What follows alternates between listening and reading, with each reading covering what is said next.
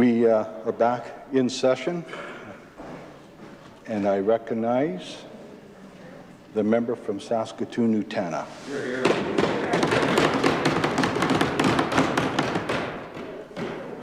Thank you. Thank you, Mr. Speaker.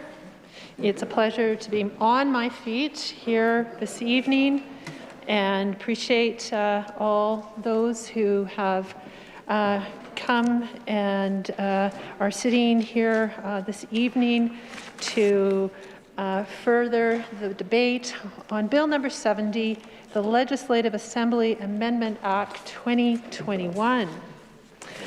And I'm just going to pick up where I left off before we adjourned earlier this afternoon to talk about my concerns with the precedent that this bill is breaking, that the traditions that it is unfolding, and the trust that it is breaking amongst the members of the legislature, the good staff, and in particular those of the Sergeant of Arms and his staff as well. And what we see here is long-standing parliamentary procedure that's being disrespected. While there has been no justification, and we on this side of the House remain unconvinced of the need for the wholesale changes that are being proposed with this legislation. We regard it, and well, maybe I'll just speak for myself, I regard it as a reckless attempt to centralize power, and further is a distraction, an attempt at overreach at a time when there are many serious matters before the legislature that need to be addressed, and our very great disappointment of the lack of straightforward answers to legitimate questions of why these changes were necessary, and our deep concern about the added uncertainty and an increased risk that these changes will put us under. And when I say us, I mean all of us, members in the legislature, all of the staff who work as part of the Legislative Assembly Services staff, the guests that come to witness the proceedings, those that come to peacefully protest, how it puts all of us at risk. And I acknowledge that we live in a time of increasing polarization, and I think it's incumbent upon the members opposite to provide a full account of why they are proceeding in the manner that they are, in the cases of security breaches that have come forward. We need an account of why there has been a lack of consultation through the Board of Internal Economy, and also what other options might have been contemplated instead of this very far-reaching piece of legislation. In all of those deliberations, it is important that the autonomy and independence of this role be upheld. And we see even through the media that they are neither convinced of the reasons that have been offered up by the Minister for Corrections, and that this indeed is an attempt to shut down peaceful protest, brought about in particular by the peaceful protest that was undertaken by Tristan DeRocher on the West Lawn in the summer of 2020, and the government's dissatisfaction with the decision that came down from the Queen's Bench around the constitutionality of Mr. Tristan DeRocher to undertake that form of expression. I'll get into that in a moment. I'll have much more to say on that. Overall, I remain deeply, deeply concerned for the lack of respect for the manner in which this bill was brought forward towards this institution. The lack of respect for the role of the Speaker of this House, our Sergeant at Arms, and that this bill is threatening to dismantle the very structures that uphold our great traditions here in the Assembly with the flimsiest of justifications, or indeed an entire lack thereof. I want to move next into another article that is discussing this legislation and raises a number of very important questions in relation to this bill. And in this article, it is stated that proposing this legislation essentially fires Saskatchewan Sergeant-at-Arms Terry Quinn, or at least reduces his job to nothing more than a ceremonial one. The article goes on to say, also clarifying that what's being done in Alberta and BC with respect to their legislative protective services is untrue, and that in those jurisdictions, the Sergeant of Arms is still responsible for the legislative building and ground security.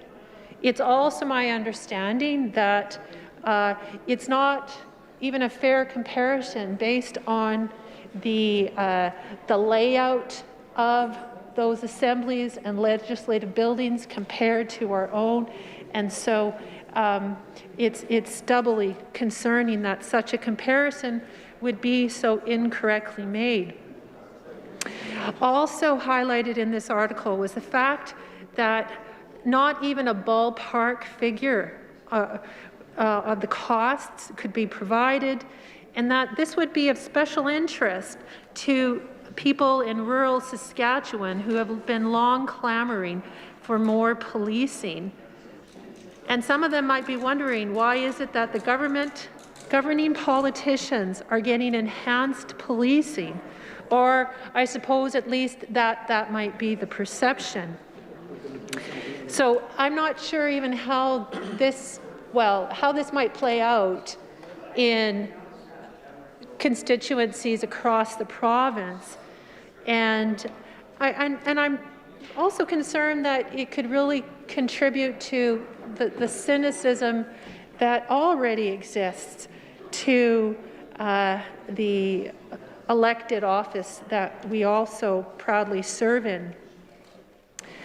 I suppose also most critically, the article goes on to say is why the Minister for Corrections has not explained why Quinn and his highly regarded staff of professionals that are largely former RCMP officers suddenly aren't doing their job at the Saskatchewan legislature, and what indeed should security be doing better? These things have not been elucidated. I'll have more to say about that point too in a moment. Because as the article goes on to say, but don't people have the right to peaceful protest? The reality is that some are simply more welcome by the government to the legislature and its grounds than others, as we saw with Tristan DeRocher and Colton Boushie / Justice for Our Stolen Children TP protests. I think that's a valid point, a very valid point. And so while we have a Minister for Corrections who is talking about this bill being a proactive response, there's very little that I have heard from the minister or seen in the legislation that would suggest anything proactive is being undertaken with these wholesale changes. And when asked by reporters to come to the rotunda and talk about it on Wednesday, the government House Leader, who had tabled this legislation in the Assembly, declined. And that, to me, is inexcusable. The last thing I'll maybe point out in this article is that the Minister for Corrections is quoted as saying, "This is a government building, so what can I say? We're the government," unquote. Well, I just want to clarify something here. This actually isn't a government building. This is a legislative building, and there's a difference, right? So that's, I think, really what's largely at the heart of the matter here is the confusion that the members opposite have in understanding the difference. It goes back to the false equivalency I talked about earlier, that this is the people's house, the people's assembly. And the government is running amok and confusing the two, and I think it's important that that be pointed out. Okay, so as I was saying, I wanted to just point out a couple more things here. And I've got reams and reams of information from which to draw on to make my comments. And I want to go back to, as I was mentioning earlier, you know, the events of 2014. And there's some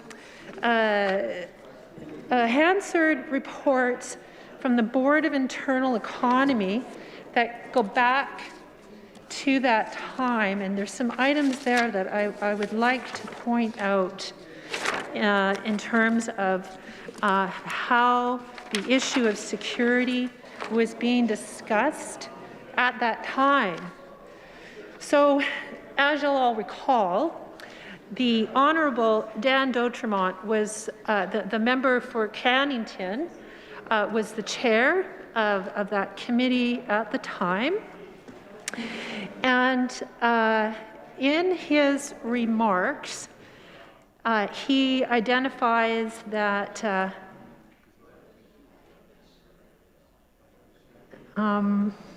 that he would. Oh, I won't read in what he has said, but what comes next in Hansard, I will read in, and those are remarks from the Honourable Mr. Harrison, current government House Leader and member for Meadow Lake. Oh yes, thank you. This is October 28th, 2014. Okay, and so the member for Meadow Lake says, yes, thank you, Mr. Speaker. I agree. You know, as we had discussed briefly in our last board meeting, that we wanted to, you know, take a serious look at how we do security here in this building.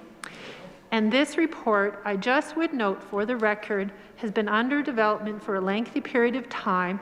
It is not just a reaction to what happened last week, but I think our decisions can be informed perhaps to some degree by what happened. So, you know, we need to do a better job of security in the building and put the appropriate resources in place to make sure we're able to do that job. And I know the Sergeant at Arms and his staff do a great job. The government, though, is prepared to move forward and frankly anxious to move forward with putting in place additional resources to ensure the security of those that work and visit the legislature. Later on, there's not much more to say about that, but just making the point that at this particular point in time, we're seeing an acknowledgement of the need for resources and to ensure security at that time. So then, if we move to January of 2015, we have some further discussion on the matter. And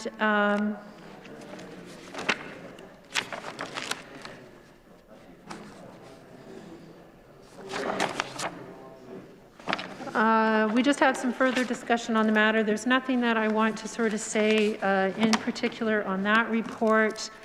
I'll move to December 6th, 2016. And here I would point out that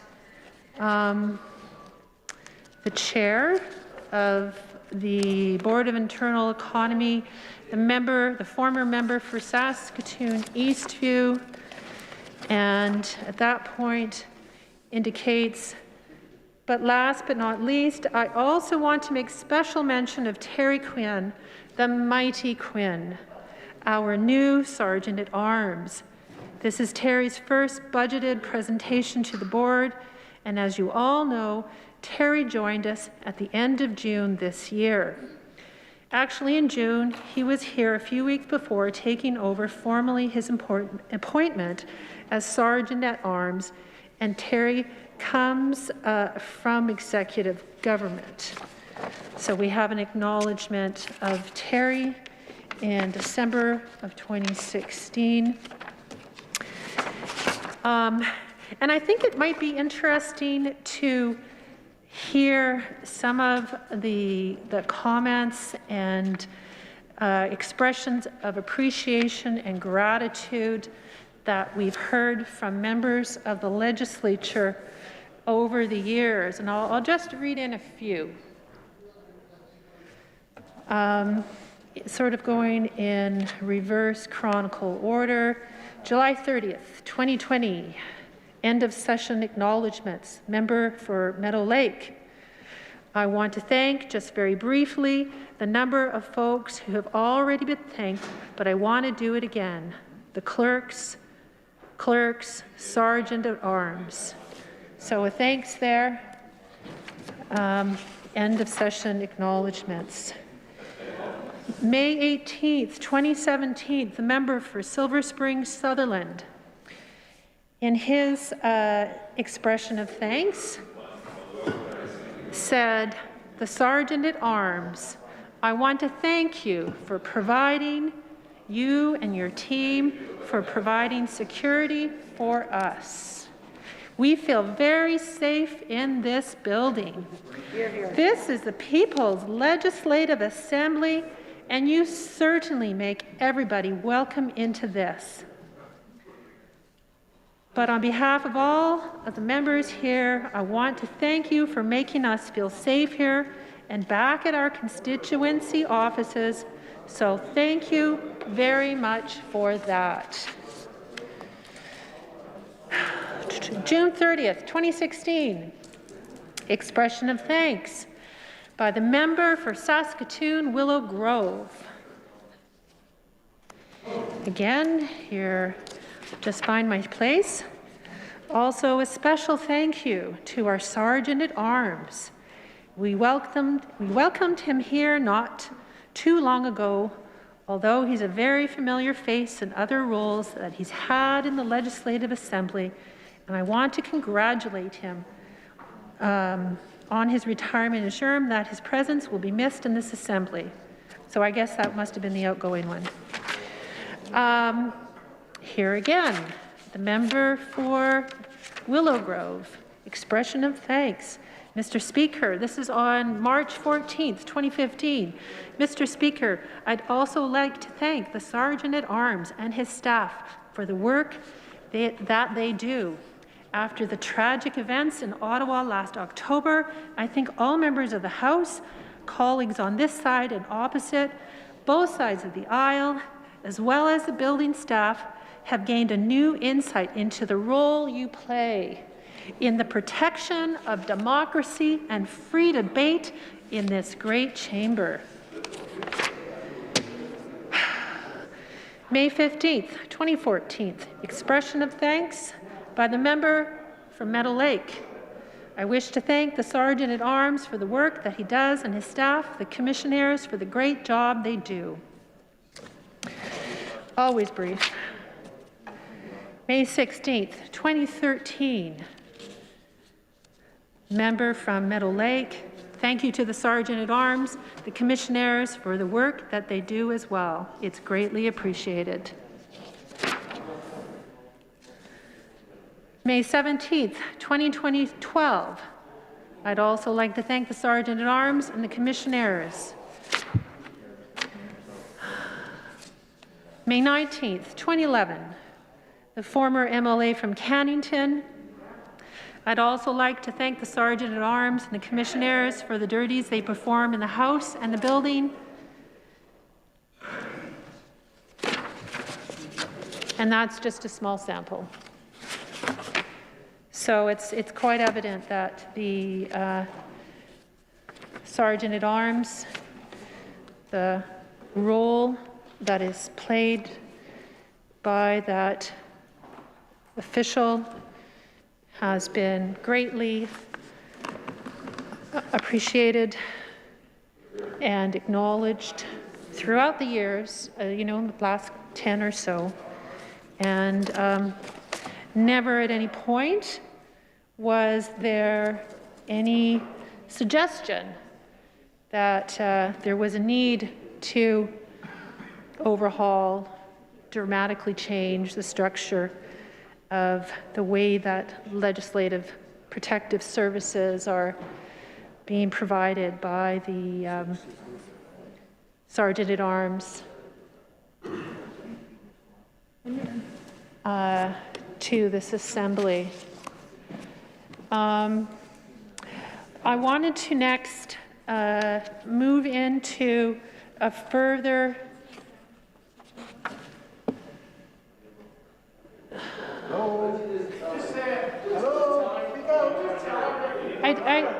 I do have more to say, but at this time I would like to move to adjourn debate. The member has moved to adjourn debate. It's the pleasure of the Assembly to adopt the motion.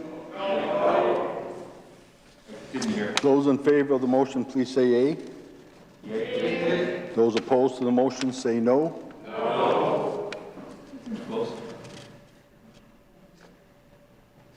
I think the noes have it. Keep going. Keep going.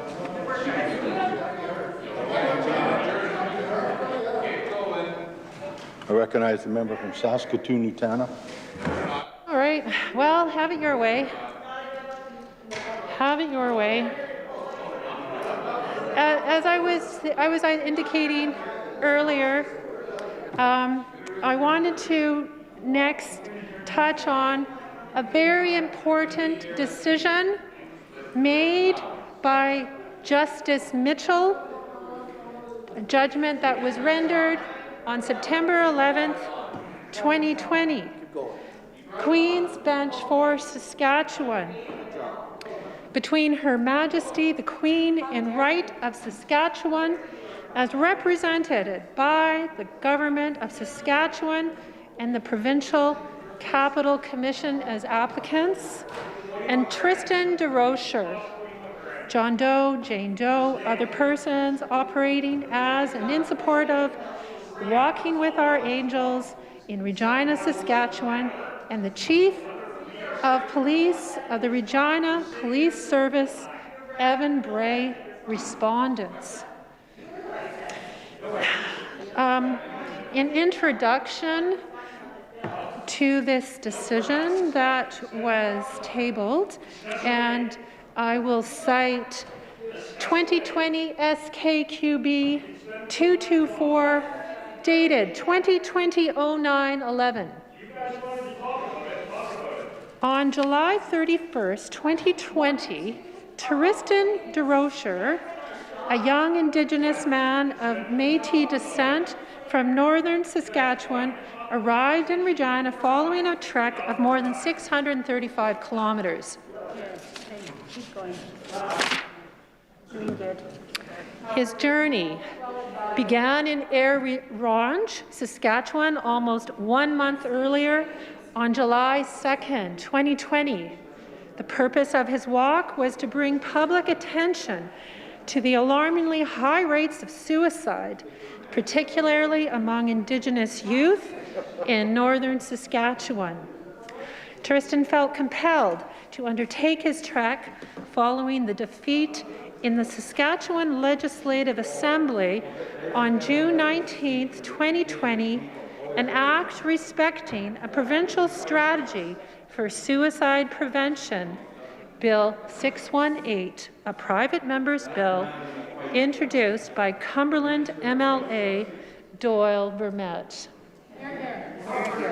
Others sympathetic to Tristan's cause, most notably Mr. Christopher Morasti, and members of an organization named Walking with Our Angels, accompanied him throughout his walk and assisted him when he reached his final destination. Upon arriving in Regina, Tristan went to the grounds of the Saskatchewan Legislative Building located within Wascana Centre, more particularly the parcel of land commonly referred to as the West Lawn. There, with the assistance of members of Walking with Our Angels, Tristan erected a teepee. Inside, the teepee contained, among other items, an altar to hold sacred objects and a sacred fire contained within an above-ground pit. Outside, a portrait gallery consisting of photographs of victims of suicide surrounded the teepee. These photographs were displayed on stakes, which in turn had been beaten into the ground. Tristan had began a restricted calorie intake hunger strike. Affidavit of Monique Goffinet Miller sworn August 4th, 2020 at paragraph 27. The government of Saskatchewan characterizes Tristan as a protester and his hunger strike as a protest. Tristan's counsel characterized it as a ceremonial fast and Tristan as a sacred advocate. However, one chooses to characterize Tristan and his actions. He has, since July 31st, 2020, maintained a quiet vigil in his teepee on the West Lawn. To date, no encampment has grown up around this lone structure. Shortly after it began, Tristan announced his fast would end 44 days later on September 13th, 2020.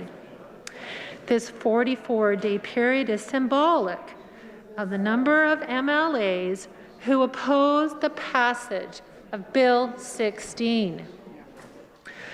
On August 1st, 2020, Commission Special Constable Marvin Taylor posted a notice of trespass under the Trespass to Property Act, SS 219, Chapter T-20.2 Trespass Act, and a copy of the order of Wilkinson J.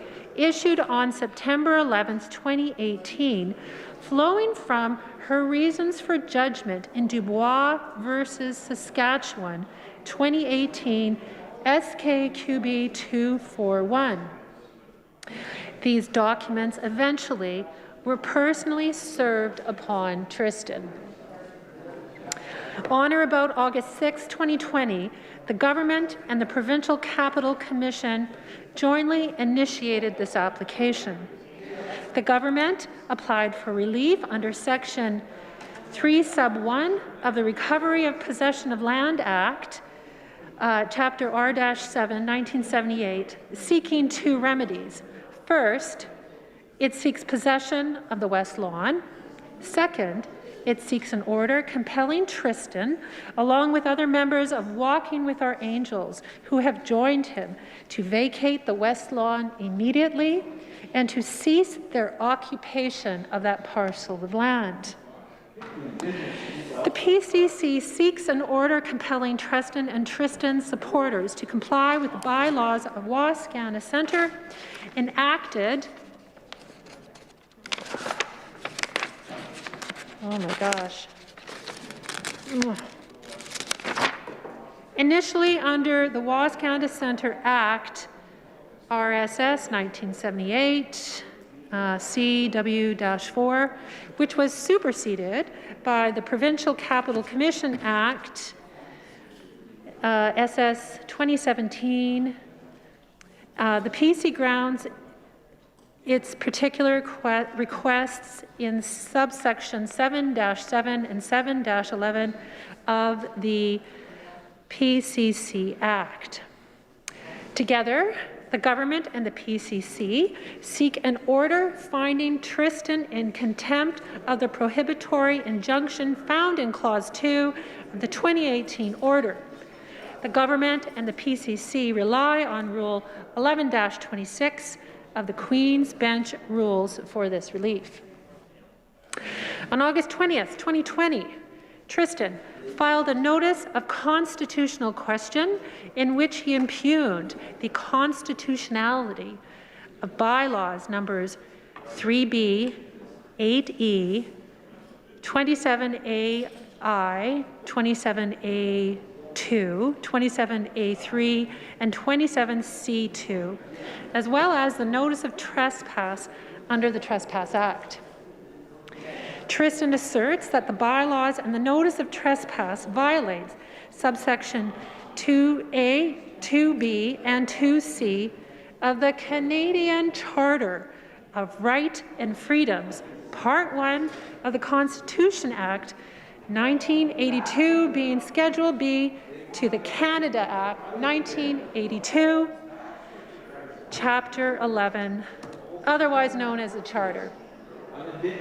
He further asserts that as none of the impugned bylaws qualify as reasonable limitations under Section 1 of the Charter, each should be declared of no force and effect under Section 52 Sub 1 of the Canada Act 1982.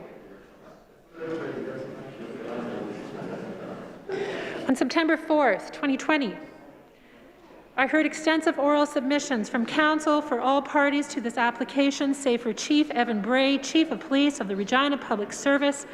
Counsel for Chief Bray maintained a watching brief. After a full day of argument, I reserved my decision. However, as Tristan has announced he will end his ceremonial fast and vigil, I leave Wascana Centre in Regina on September 13th, 2020. I advised I would provide a bottom-line decision prior to that date.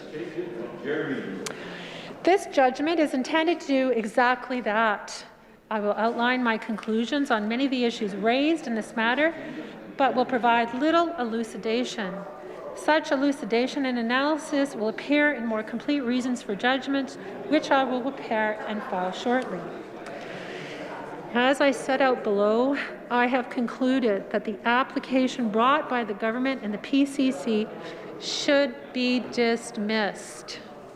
I conclude that the impugned bylaws offend Tristan's rights guaranteed by Section 2A and 2B of the Charter. I conclude further that the impugned bylaws do not qualify as reasonable limitations upon those rights as they clothe the Wascana Centre Authority and its delegate with unfettered and absolute authority to grant a permit to public lands and provide no exemption or accommodation for constitutionally protected political and spiritual expression of the kind at issue in this case.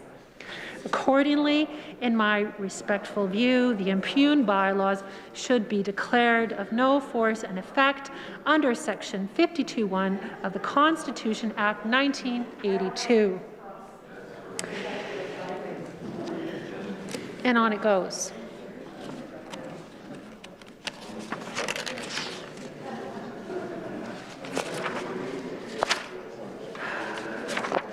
There is some further discussion around the applicability of the Dubois case in the result in this application.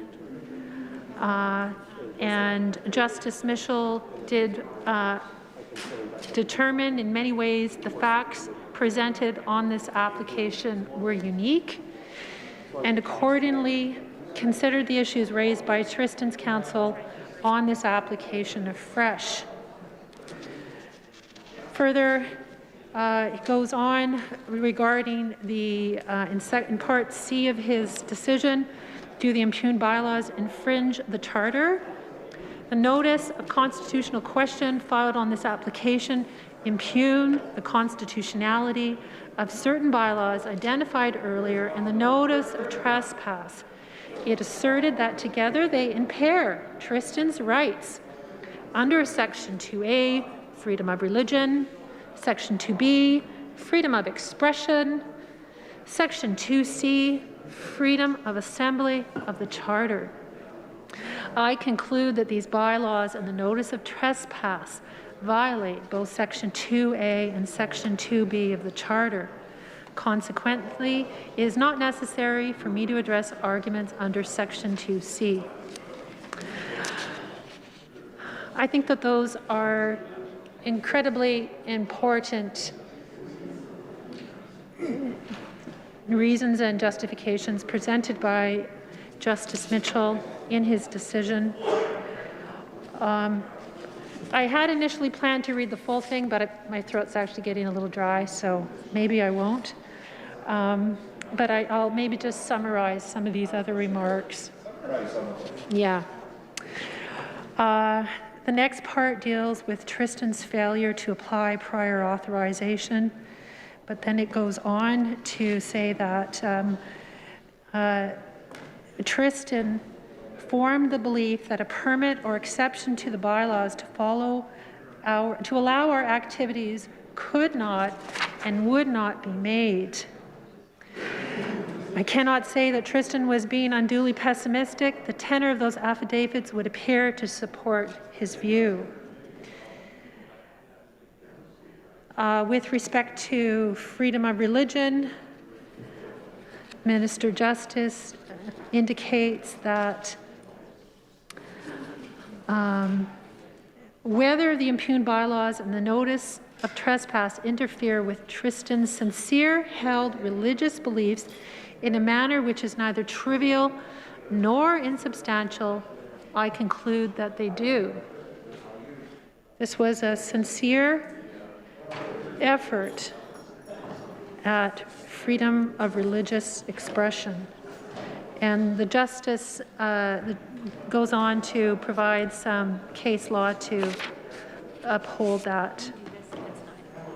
Regarding freedom of expression, Justice Mitchell indicates in paragraph 35, after reviewing those authorities and particularly the relevant court's Section 2B analysis, I am satisfied Tristan has demonstrated an infringement of his rights under Section 2B. Section 2B protects all forms of expression except violence. see especially the discussion on this point in Bracken at paragraphs 49 to 54. Paragraph 37, Justice Mitchell goes on to say, the public square is paradigmatically a place which is traditionally used to express public dissent. For example, see Montreal at paragraph 61 and Bracken at paragraph 33. The west lawn of the Saskatchewan Legislative Grounds, in my view, plainly qualifies as a public square. Indeed, I can think of no space more worthy of such a characterization. Accordingly, the appropriateness of any restriction placed upon Tristan's ceremonial fast conducted on this space must be assessed under Section 1 of the Charter.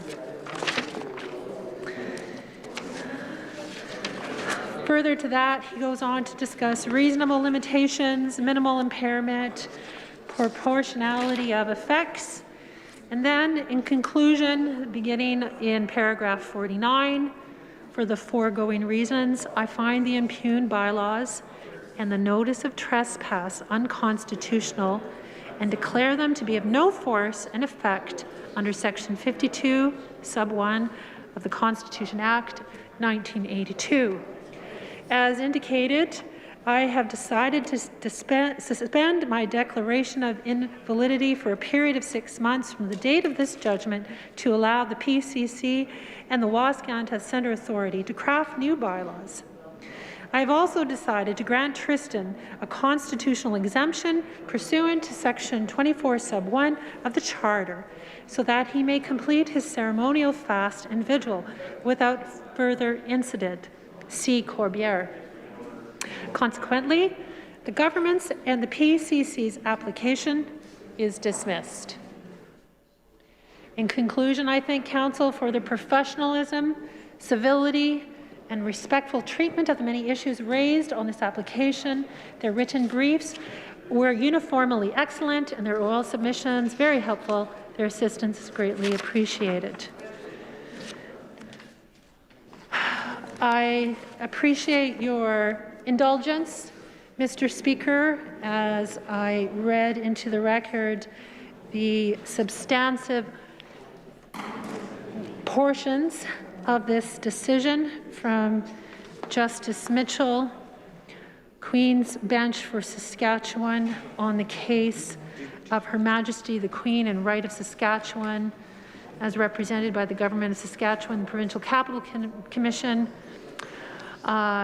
and Tristan DeRocher and etc. respondents, to highlight the point that there is important reason for there to be the ability for that expression to be occurring here in front of the Legislative Assembly. And it's certainly my hope that in no way that the legislation in Bill 70 that has been proposed is intending to infringe upon that right that we all cherish and hold so sacredly as citizens of Canada, residents of Saskatchewan. I know that my colleagues on this side of the House will have much, much more to say on this very disturbing bill. And so with that, I conclude my remarks.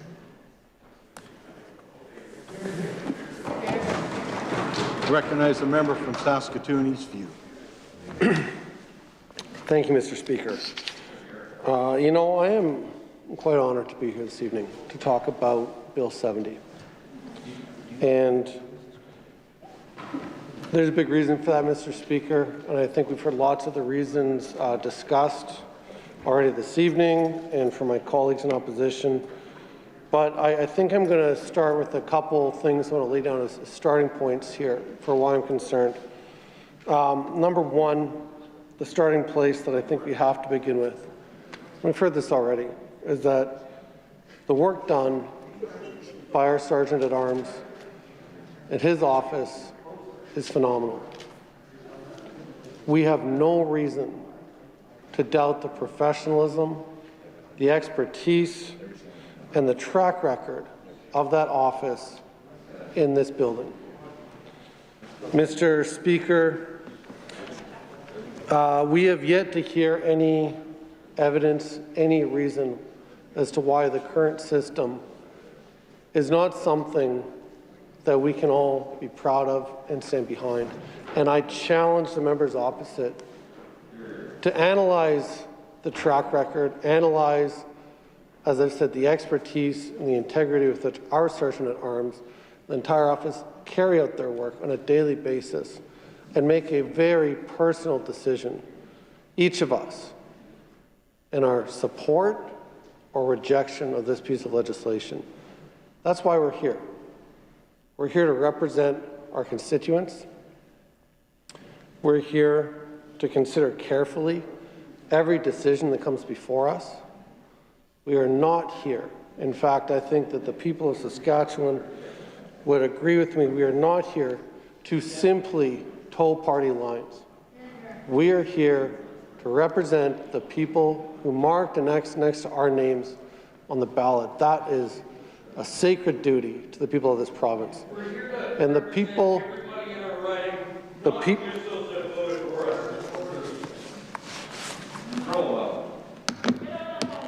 I will take this moment to say, yeah, we are here to represent all people. But the act of being elected gives us a duty to do that. And I do challenge the members opposite to consider that carefully with this piece of legislation and all legislation. People do not support towing party lines when there is no evidence to support that action. We have yet to hear any evidence in this assembly. We've yet to hear it in the rotunda. We have not heard it, and I believe it does not exist. So our starting place is this, Mr. Speaker. We have a phenomenal Sergeant at Arms who runs his office with integrity and deserves our respect and our support every day, and we have a chance to show that in how we respond to this legislation. The other starting place that I want to begin with is that the people of Saskatchewan are becoming increasingly concerned with this legislation. You know, and I'll be honest, I think that a little bit has caught us in official opposition a little bit by surprise. People have spoken. People are concerned. Their concerns are valid and legitimate because this government has not provided a single scrap of evidence as to why the changes included in this legislation are warranted. And so the people have responded with their own concerns. We've seen this in the media. We've seen this across the province in our constituency offices, as we've heard from folks around the province who have major concerns about this legislation and what it means for the future of our democracy. Now, I also want to start by talking just a little bit about my experiences as a new MLA. It's been just over a year, and I know there's lots of new members on both sides. And I want to just share a few of my personal interactions with the Sergeant at Arms and his office.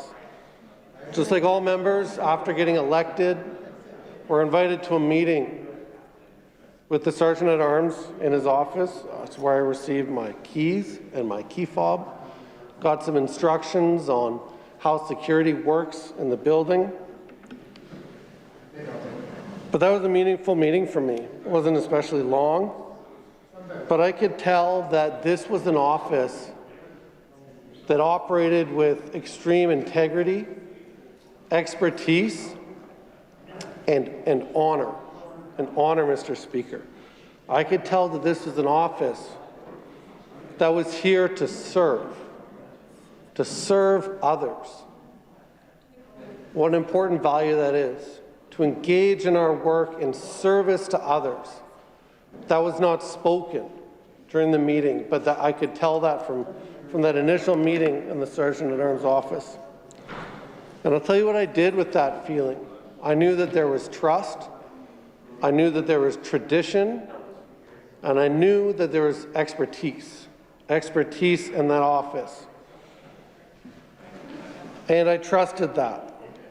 And over the course of the last year, there's been a couple times when I've needed to rely on that integrity and that expertise and that trust that was developed. And I won't go into details, but there's a couple opportunities when I had to call or pop in or send an email to the Sergeant-at-Arms. One of those was over a little bit of concern for my family in my own home. It turned out not to be a big thing, but the trust that we had developed very quickly for me to go to the Sergeant-at-Arms with this concern, to share it, to get advice on steps to take, and to know that that advice was not coming from a partisan perspective was very important to me. Nothing happened with that situation, Mr. Speaker, but it was significant to me simply that I had a trusted office with decades of history and tradition, as well as individual expertise in law enforcement and public safety that I could go to. That was important for me. But you know who else it was important to? My wife, Emma. One of her concerns in running for office is what type of backlash that might generate if folks are unhappy with me or with our party or whatever it is. Whenever misunderstanding comes up, you do have concerns about those things. I think that this is new for any of our families, and we talk in here at length. We talk about that none of us serve alone. None of us serve in this assembly alone. We have the support of our loved ones. For me, those are the people who live in my home, my wife and my children. I have their support, and that means a lot. And it meant a lot to my wife, Emma, that I had someone I could call, a trusted person who serves others with honor and integrity, who I could call for advice, for important next steps, and whose advice I could be certain was not being reported to the government. Someone who reports to the Speaker. That gave me assurance that the advice would be good advice, and also that it wouldn't go any further, that was a relationship that was confident and secure and trustworthy. Now, I had another situation come up when I had to call the Sergeant-at-Arms office, and it was a concern over security in my constituency office. And Mr. Speaker, again, I won't get into the details, but the same premise applies here. Having a Sergeant-at-Arms who is able to give me advice over my constituency office, not the legislative precinct, not the assembly floor, but my constituency office. My office is in Market Mall in Eastview. It's next to the mini golf course, which recently just opened back up. It was shut down for quite some time. There was a fire in the mall. It wasn't in the mini golf course, it was in Dollarama, and the whole bunch of stuff in the mall was closed down, but that mini golf course was closed for about 6 months. Just opened up, and that's where my office is. Market Mall is an interesting place, but and there's security in the mall. But when some concerns came up, I had to call the Sergeant-at-Arms, and I had to talk to him as someone who I'd built trust with quickly, someone who I can recognize, and I had assumed had the support of all members in this assembly. An assumption that I now know is not true. But I was able to go to the Sergeant-at-Arms, and I was able to share my concerns without any second thought that those concerns would be shared outside his office because of the tradition that he applies to his service, because of his decades of expertise in law enforcement, because of the way that our Sergeant-at-Arms conducts his office. I knew that that was safe and that advice could be trusted. And I'll say again, I appreciate that, but do you know who else appreciated that? My constituency assistant, Katie, who joined us here just a couple weeks ago. She appreciated that because she knew that the advice that I was getting was solid, nonpartisan, gave us assurance, and gave us decades of experience in significant steps that we can take to make sure that our office is a safe place for the two of us, for visitors, for my casual CA. Having that office to go to with this level of history, tradition, expertise, and integrity was deeply meaningful for me. And as a new MLA, and let's face it, every election there's going to be new folks in here, that was really important to me. I didn't know all the history of when things changed, when the precinct changed in 2019. I didn't know all the history of the decades of the Sergeant-at-Arms.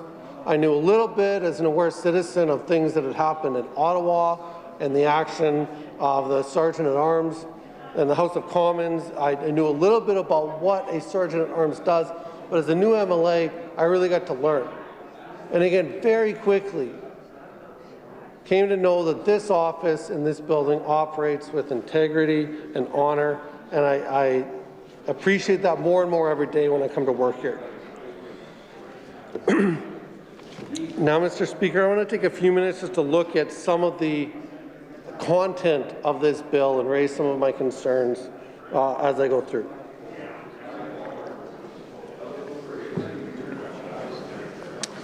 It should come as no surprise to any member in the Assembly that this bill has some troubling content.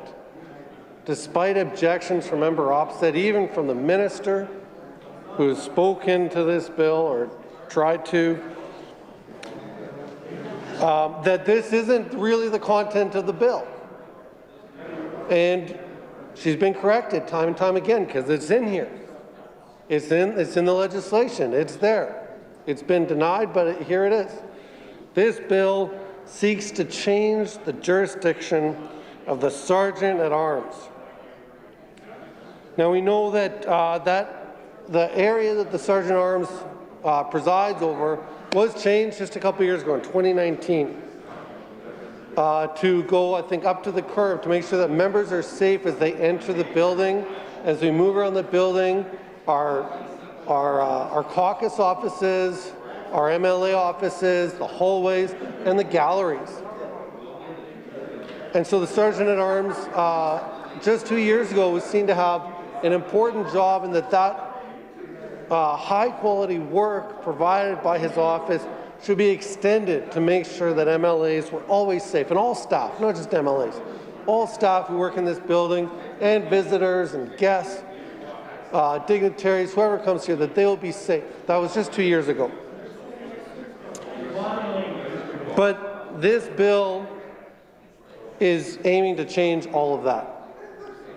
This bill will turn the Sergeant-at-Arms from that high-quality work with decades of tradition into a ceremonial role. This bill will leave the Sergeant-at-Arms presiding over nothing more than the Assembly floor.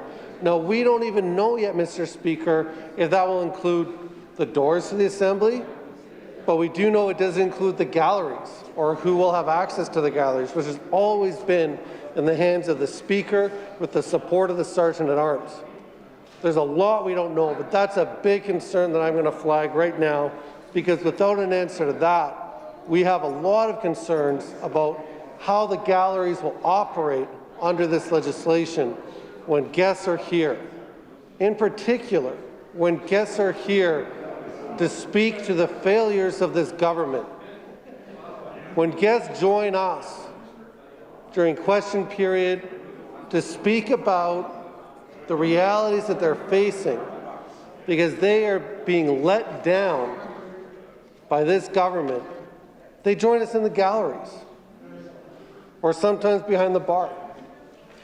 And there's no indication in this legislation that this new security force will not put the independence and the ability of our galleries to serve at the discretion of the Speaker. The people will be able to join the galleries at the discretion of the Speaker. And I think that's very important.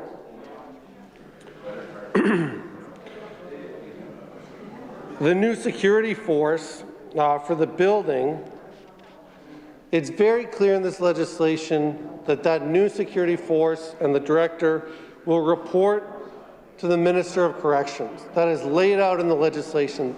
We have heard denials of this fact, but that's what's in the legislation. That's what we have here.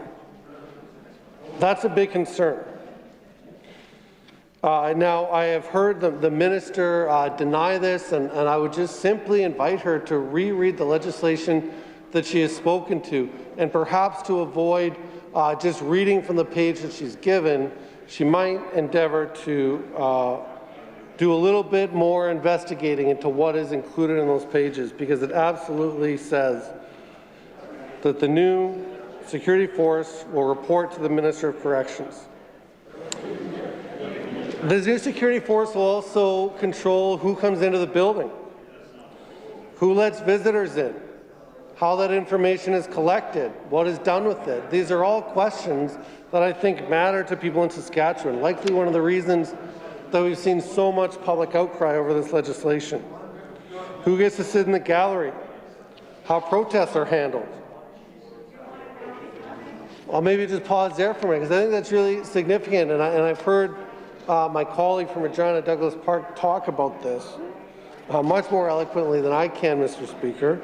But this is a big concern. We know that there's a track record here of this government being upset about how certain protests are handled, and that they have wanted to see their wishes for those protests be granted in responding based on the issue at hand, based on the politics of it. And so here we have it, a security force that reports to the Minister of Corrections and to Cabinet. Very alarming for the people of Saskatchewan. I think most importantly, one thing that I'm very concerned about here, Mr. Speaker, is that this would remove the independence of the office of the Sergeant-at-Arms. As it currently stands, the Sergeant-at-Arms is responsible and reports to the Speaker. And one important thing I want to point out here is that this is the case in every provincial legislature or parliament in the country.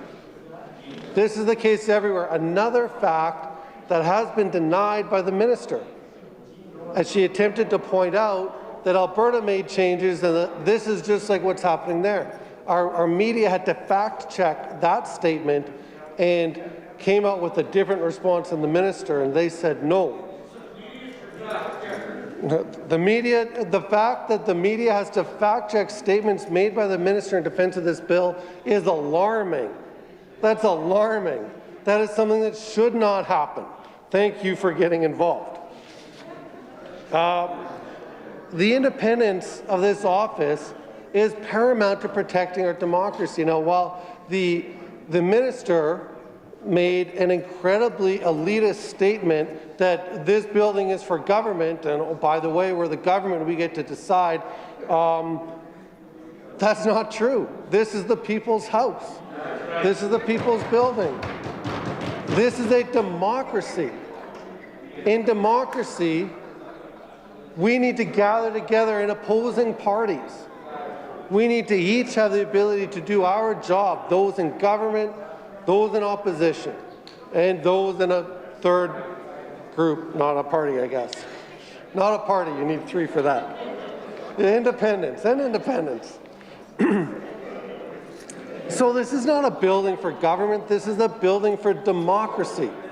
Democracy, and to have a sitting cabinet minister essentially make an argument against democracy is appalling.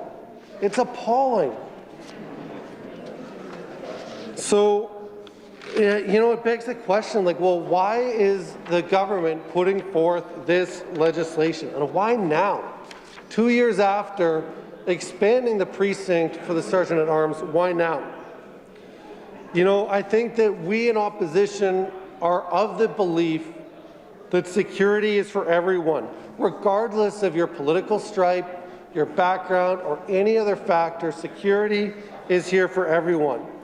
And that is also regardless of who is in government.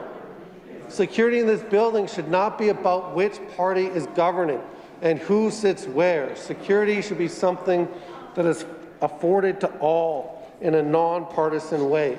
And that's exactly why we have the systems in place that we currently have, the Board of Internal Economy. This is exactly where questions like this have been dealt with in the past. That has never let us down, and there is no reason to circumvent the BOIE in 2021. We would show up at a meeting tomorrow if that was requested. We would show up and we would be happy to work with all members of the board, including the Speaker, to find a solution to make sure that our Sergeant at Arms has all of the resources that he needs to do the best job that he can, which, by the way, is pretty darn good. So this is how these problems have always been dealt with. For decades, this is how these issues come up, and that is the correct procedure to address them. You know, we have not been blocking any attempts to increase the budget of the Sergeant at Arms. You know, it's very interesting to hear the minister say to the media that she'd be willing to work with the opposition if we so choose. That's just kind of alarmist rhetoric. Of course we're willing to work on this through the proper channels. The BOIE, that is an undeniable fact that is the procedure that is in place to address needs of the Sergeant at Arms to ensure that everyone who enters this building is safe. MLAs, staff, visitors, guests, dignitaries, whoever it may be, that is the procedure that we have in place. So this brings us to the question of, well, what sort of problems is the government trying to address with this legislation?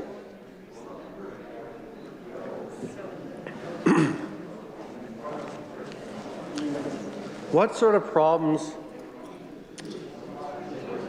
is this government trying to address with this new legislation? I want to pause for a minute here and I want to reflect a little bit. I think most members of the Assembly, Mr. Speaker, know that before being elected here, I served my community in a different fashion. I was a public school teacher. Yeah, I was proud, still am proud. You know, despite, being taunted sometimes by the education minister about belonging to the SDF, like that's a bad thing, that's a badge of honor. I'll put that on the record. That's a badge of honor. Being a teacher is a very proud profession, and I gotta say, there were definitely times when I had to question that. Because when you tell people you're a teacher, I think that there's a lot of instant respect and admiration. When you tell folks you're a politician, you don't get the same response.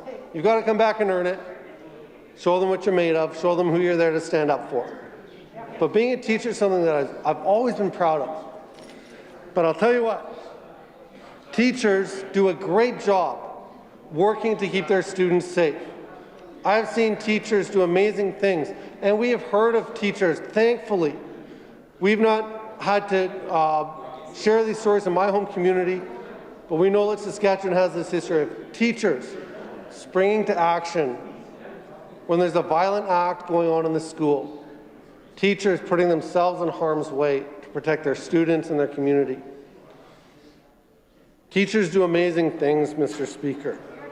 And I want us to imagine for a minute, actually, no, I'm just going to say, one of the things that we do as teachers, probably twice a year, is we do a drill.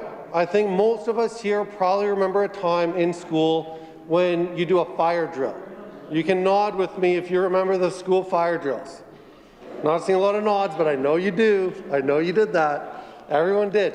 Well, over the last number of years, Mr. Speaker, schools have also had to do drills in the case of a violent threat. Schools have to do, we practice drills in the case of an active shooter being in the school. We practice drills in the case of a violent threat outside the school. It's scary. Even for high school kids that I taught, those drills can be a little scary. There's protocols. I know in Saskatoon public schools and probably most school divisions, I'll speak from what I know, our division leaders have gone through extensive training to identify violent threats, to respond to them, to keep students, teachers, and staff safe. The work that our division leaders have done is challenging. Like, this isn't what, in an ideal world, what we should be spending our time on. We should be spending our time on, designing exceptional learning opportunities, thinking about what our students need physically, emotionally, spiritually, and intellectually, teaching to a whole child and providing relationships that help that child to grow, belong, and thrive in school. But here in the world today, our division leaders have to take training on violent threat assessment, what to do in the case of an active shooter inside a building or outside a building. It makes me sad to know that that's part of our education system now. But let's imagine, and I want to ask all members to imagine this, just imagine that you work in a school, not in a legislative assembly. You work in a school, and the principal knows about a violent threat to the school. The principal knows that there's a threat. They've deemed it to be important. But they didn't think that you needed to know about it. Maybe they decided to only tell those staff that they agree with. Maybe they only decide to tell the math department, the history department. Maybe drama gets to know. Maybe phys ed gets to know. But they don't tell you. They don't tell your department. But they just say, trust us, it's real. And by the way, we're going to change the way that all those drills work. We're going to change the whole security system. We're going to bring in some new folks. We're going to take it out of your hands. We're going to give it to other people that we agree with. Imagine that you work in that kind of institution. It could be a school, it could be a hospital, it could be a place of worship, no matter what it is. Just imagine being in that situation where you're told that there are real, identifiable threats, but you, because we disagree with you politically, you don't get to know. You would find that alarming. You would have significant questions about the integrity of that decision. You would find that action as an affront to your own personal security, as would your family and loved ones, because they care about your well-being too, and they should. What would you think about that decision? A decision to bring in a whole new, and we'll go back to the school model, I think it works well for this. They're going to bring in a whole new security force for a bunch of threats that they never told you about, but you're told to just trust and believe that they're real. And all the folks in your school that you collaborate with, all those teachers that you maybe share classrooms with, maybe you coach on the football field with them or the basketball court, or maybe you do drama or improv or band with them, the folks that you work with, none of them got to know about those threats that exist. But you're told to believe that they're real. Is that a trustworthy move? Would that instill trust in that school principal for you? You have to be honest with yourself. There's no way it would. There's no way that you would trust that the changes to your school security were necessary. And if they were necessary, you would have significant questions about why you were not informed. You're here.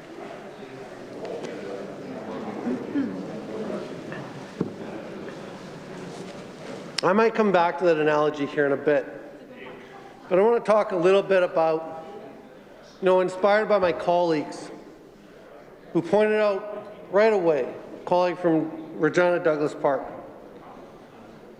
that she brings her children into this building. And then many of my colleagues do. We've got young moms. They bring their kids in here. What does it say? The members opposite have been aware of violent threats that would necessitate an overhaul of the entire security system. We don't get to know about those threats. It's dangerous enough, but yet you let us bring our kids in here without saying a word about what those threats really are. So I want to talk about my kids for a little bit here, Mr. Speaker. Here. My kids are amazing. And you know what? So are your kids. Your kids are amazing too. They are. And your grandkids are amazing too. And they deserve to be safe when they come here. But I'm going to talk about what I know. So I'm going to talk about my kids. I've got 3 children, Mr. Speaker. My youngest is Miles, and he's here in Regina with me right now. My mom flew in to help me out because I've got my youngest. Miles is 4. Miles is an amazing kid. He is an amazing kid. And he came into the building with me last week. He came in here last Thursday. After proceedings wrapped up, I brought him back in. I don't think he'd ever been in here. He may have been in here for about 5 minutes one time. My son came in here. I got to walk him around and introduce him to my colleagues, show him my office. Had to get a little bit of work done. He hung out, got some snacks from other folks in our office. They loaded them up with sugar. We borrowed some books. We keep some children's books in our caucus office, and Miles joined me. Miles is an amazing kid, and he deserves to be safe when he comes in this building. And do you know who I trust to keep Miles safe? The Sergeant at Arms. I trust the Sergeant at Arms. Miles, and I've said this before, he doesn't look much like his dad.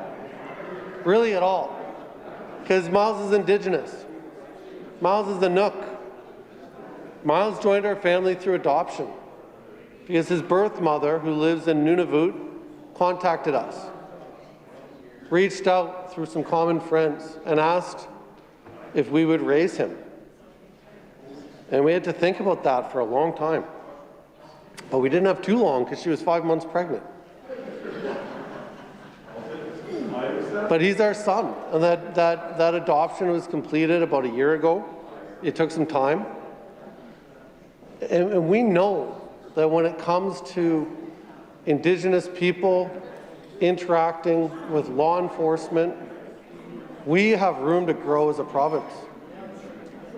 I take up that work as a father, not as an Indigenous person. As a settler, I recognize that. But when Miles comes into this building, and I hope that he'll be here on Thursday, I know he'll be welcome by the members opposite. I know that you'll be kind and friendly, but he deserves to be safe here. And I'll say it one more time, the person that I trust to keep him safe is our Sergeant at Arms. Now, I want to move on and talk a little bit about my other kids. My son, Tom. Tom and I did pop in the building in the summer. We were here in Regina. We popped in, and he got a really quick little look around. Tom's another amazing kid, just like your kids. They're amazing, and your grandkids. They're amazing. Tom and I share a lot of common interests. We got into mountain biking this summer. We love football. We like watching the Huskies together. I think I quoted him in a member statement. And just like his brother Miles, when Tom comes in this building, he deserves to be safe. And I deserve as a parent to know if there are any credible threats to my children before I bring them into this building. I deserve to know that. I think that that is something that should be shared with both sides of this House. And the fact that it is not, and that minister still says that those threats exist, is absolutely alarming. And it is the epitome of putting politics ahead of people. Well, my oldest, I'm going to talk about her, and I got to be honest, I was hoping that she'd be here tomorrow. My oldest is my daughter. She's 14, and she deserves to be safe when she comes in this building, Mr. Speaker. But I'll tell you what, I'm pretty sure, you know, I had one experience. I was walking out and there were some folks demonstrating out there, and one of the members of the Sergeant at Arms staff said, "Do you need me to walk you outside?" And he took one look at me and he said, "You'll probably be okay." Well, I'll tell you who else will be okay is my daughter Etta. My daughter Etta. And some of you won't believe this, but please listen. You won't believe this. This is so wild. I don't think you'll believe this. She is the strongest woman in the history of our province. Okay, I know you see it. I know you see it on Instagram. She is the strongest woman in the history of our province. She's a weightlifter. She's 14, and she competes in Olympic weightlifting. I'm telling you, if I tell you how much weight she can lift over her head, you won't believe it. But I'll tell you this, how much can she lift? So Olympic weightlifting, Mr. Speaker, is two lifts, the snatch and the clean and jerk. And she was actually, the reason I've got my youngest here this week is she was competing in the USA Weightlifting North American Open. She was the youngest person to qualify in North America. The youngest person. And in her competition, she snatched in one movement 92 kilos over her head. She was perfect in her snatch, 3 for 3 lifts. Her third one, 92, is the personal best. I know, it's amazing. The clean and jerk came around. She missed her second lift. I thought it should have counted. She got it up, but she had a little flaw in there. It's a very technical sport, very technical. It didn't count, but she came out on her third lift, and she clean and jerked over her head 112 kilograms. 112 kilograms. She's 14. And the announcer with USA Weightlifting, he was a British guy, he said, and this just blew me away, that she broke a North American record as the youngest woman ever to have a combined total over 200 kilograms. The youngest woman ever. I'll go through these statistics again when she joins me up in that gallery. I'll say it again. She's an inspiration. Her hard work is incredible. And maybe, like me, if she ever has to walk out these doors, maybe the Sergeant at Arms staff would look at her and say, "Do you need to be escorted out?" And they might look at her and say, "No, you'll be fine." Strongest woman ever in the history of this province. It's incredible. It's incredible. But she's my firstborn. She's my baby.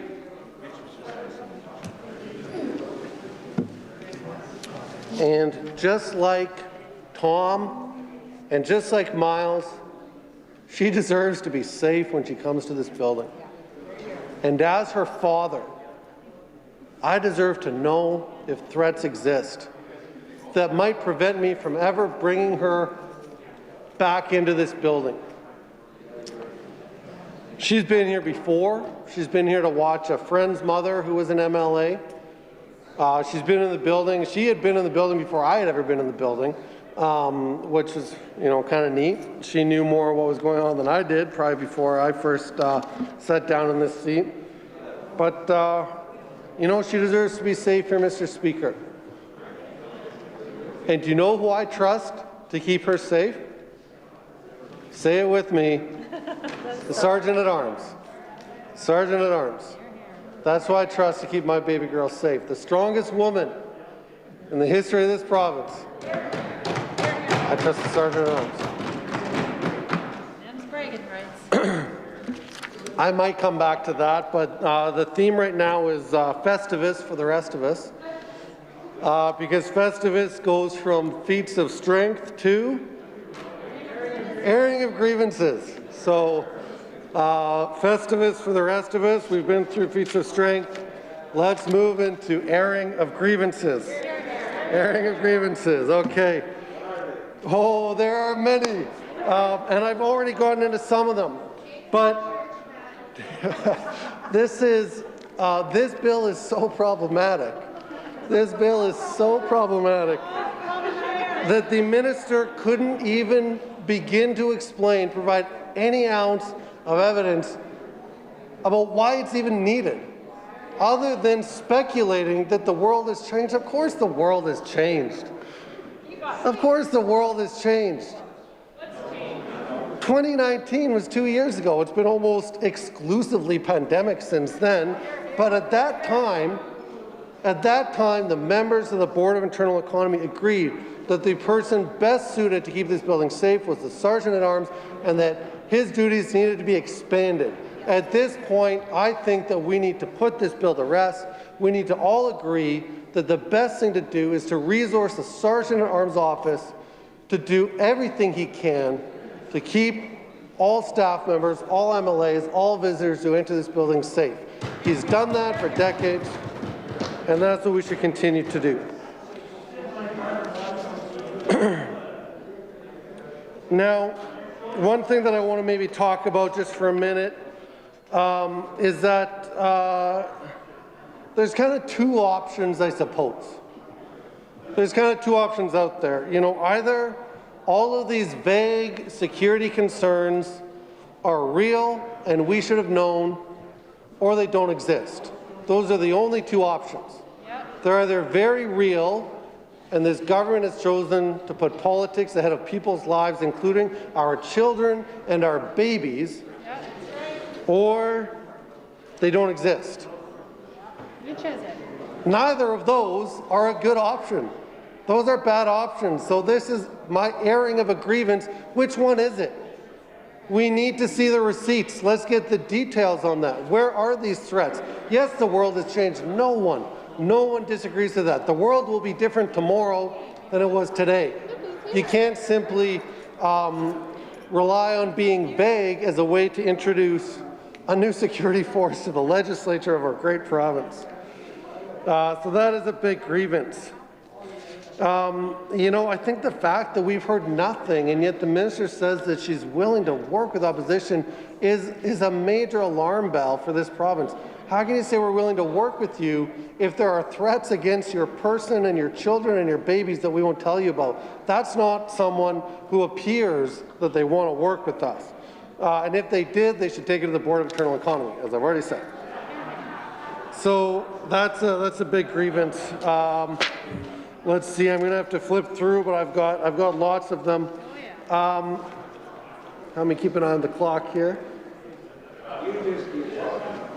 I'm doing what I can. I'm doing my part. Doing my part, okay. You know, I think that one of the things that we often see from this government, it comes from the House Leader a lot, is this reliance on tradition. I broke one of those traditions today. I did.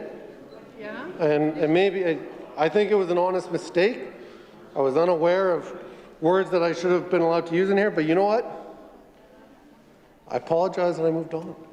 I think I did the right thing, and I think that the government House Leader would agree. I had to do the right thing. I had to apologize, step back, and do the right thing. What is stopping this government right now from doing the right thing? To back up, say, we're sorry, we take responsibility for this dumpster fire of a mistake, and we're going to back up, apologize, essentially sit down and let things move on the way that they're going, which is perfectly fine, with zero evidence to argue otherwise. They're doubling down. Because I think history is important, and I think that the history of this office, the Sergeant at Arms, is something that we can rely on. And so I want to take a minute right now just to read the news. I'd like to read the news from today. Today we had a really interesting story in CBC News this morning, and I've got it with me. I'm going to read from it directly. Here it is. CBC story is written by Alexander Kwan. It's published this morning at 6:45 a.m. Central Standard Time. That's early. And the title is Former Sergeant at Arms Puzzled by Need for Change to Security at Saskatchewan Legislative Assembly. So this history that the government likes to stand on and sometimes stomp their feet and get upset when it isn't observed and lauded is exactly what the former Sergeant-at-Arms decided it was his job to speak out on. And I'm going to read this, and I will interject with some of my own comments from time to time. And this isn't good news. I'm sorry. This isn't. I'll just start with that. This is airing grievances. This is not about happy, good times. This, following feats of strength, is airing grievances. It's Festus for the rest of us. Okay, let's get started. I feel like this is story time as a teacher, and maybe later I can turn and show the pictures, but it's just the building. We've all seen it. We're inside of it right now. Okay, a man who spent over 20 years as Sergeant-at-Arms in the Saskatchewan legislature is confused by the recent decision of the provincial government to effectively end the independence of security at the Legislative Assembly of Saskatchewan. I'll pause for a minute. I'm going to just interject and say that this guy worked here for 20 years. And the word he chose to use is confused. Confused. Yeah, that is polite, but it's not a good signal for how things are going. Back to the story. This is a quote. "I personally don't see what is to be gained by changing it," Patrick Shaw told Stephanie Langenegger, the host of CBC's The Morning Edition. For more than 20 years, between 1995, when I was in grade 10, and 2015, when I was 35 years old, Shaw was the Sergeant-at-Arms, and he said the role is multifaceted. I agree. And I've already talked about that this evening, all the different ways that I've received support through the Sergeant-at-Arms office and how appreciated that is. Multifaceted is an understatement. Back to the story. When the legislature is sitting, the Sergeant-at-Arms is responsible for bringing in the ceremonial mace that remains in front of the Speaker of the legislature for as long as they preside over the Assembly. The other role that the Sergeant-at-Arms is to maintain security in the chamber, the legislative building, and the legislative grounds. But after decades of that position operating without issue, that soon may change. Let's pause for a little interjection here. After decades of that position operating, and here's the key words, without issue. Without issue. There's no problem with the current situation, and I'm positing today that the Sergeant-at-Arms does a phenomenal job without issue. How fortunate are we? How fortunate are we that we have a professional that keeps this building safe for decades without issue? We are lucky. I'll keep going. I'm going to keep reading. Next page. Bill 70, introduced by the provincial government last month, would remove nearly all of the position's security-related duties and put them in the hands of a security director appointed by the Minister of Corrections, Policing and Public Safety. Okay, another interjection. This is something that minister is denied, but no one outside of this building denies this fact. None of us do. This is clearly putting the security out of the hands of the Speaker and into the hands of the Minister, a partisan police force for the legislature. Back to the story. The Sergeant-at-Arms would only be responsible for security within the legislative chamber. Another interjection, and we don't even really know how that will work. I've mentioned this already. Who will be controlling the doors? We know it won't be the galleries. There are so many questions about what is considered the floor of the Legislative Assembly and the legislative precinct that have not been explained by this minister, this government, and that is very alarming. This next section has the subheading, "Few answers, more questions." There have been few answers from the government on what the new force would look like. Christine Tell, the Minister of Corrections, Policing and Public Safety, has been unable to answer. How many officers are expected to make up the force? Whether it would be armed and whether its members would be in uniform. The lack of answers only raised more questions for Shaw. Let's pause here for an interjection, and you might have guessed I'm going to point out the language here, unable to answer. This is a red flag, Mr. Speaker. This is a really, really big red flag that we are waving, and the Sergeant-at-Arms who served here for 20 years, I think it's safe to say is waving that flag too.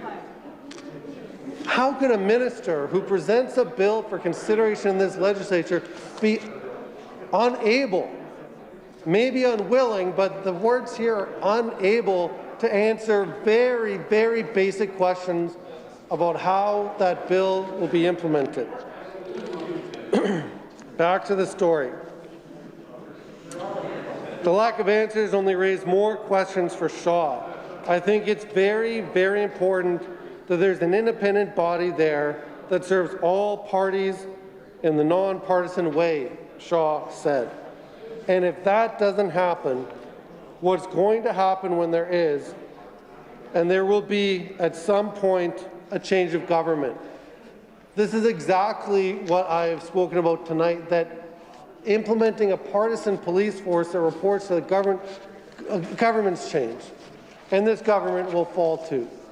It happens. This is a democracy. And whether the minister doesn't want to acknowledge that, this is the people's house. This is not just a house for government. This is a house for democracy. And implementing these changes now, I believe them to be undemocratic. Hear, hear. Hear, hear. Hear. Back to the story. The proposed changes have drawn criticism from the opposition, that's an understatement, who contend that it will move a non-partisan security operation into a partisan security force. In the current structure, the security team answers to the Speaker. Under the proposed legislation, the security director would only answer to TEL, the Minister of Corrections, Policing and Public Safety. TEL has said the changes were necessary as a result of escalating protests and security threats from inside and outside the building. I'm going to pause for interjection here, Mr. Speaker. Again, these are facts that the minister has not admitted or included in the bill. They so clearly are. But to say that these changes are necessitated by threats inside and outside the building without telling members that you disagree with is, I think, wrong. The word that I would use is wrong. Morally wrong. This is a wrong thing to do. There's not a shred of evidence that has been delivered to us. That's wrong. That's wrong, Mr. Speaker. I'll continue. We've got lots more to go. When repeatedly pressed for an example of the threat, TEL has declined, citing privacy. I'm just going to let that one go. I mean, that doesn't make any sense to me. If they're real threats, why are they private? They should be shared with the Sergeant-at-Arms office. They should be communicated to members of opposition. They should be shared so that everyone who enters this building, including our babies, are able to be safe. Back to the story. It is a decision that has not just baffled Shaw and current members of the opposition, but also a former justice minister. Quote, there has to be a much better explanation for why it's being introduced. And what we've heard so far is not, any explanation at all. John Nielsen, who was appointed to the role in 1995, said on Monday, no explanation at all. I think that's a fair assessment of what the people of Saskatchewan have been given. No explanation at all. Nielsen has a special appreciation for the role of Sergeant-at-Arms. In 1997, a man attempted to perform a citizen's arrest on the then Justice Minister. Shaw was one of the men who stopped it.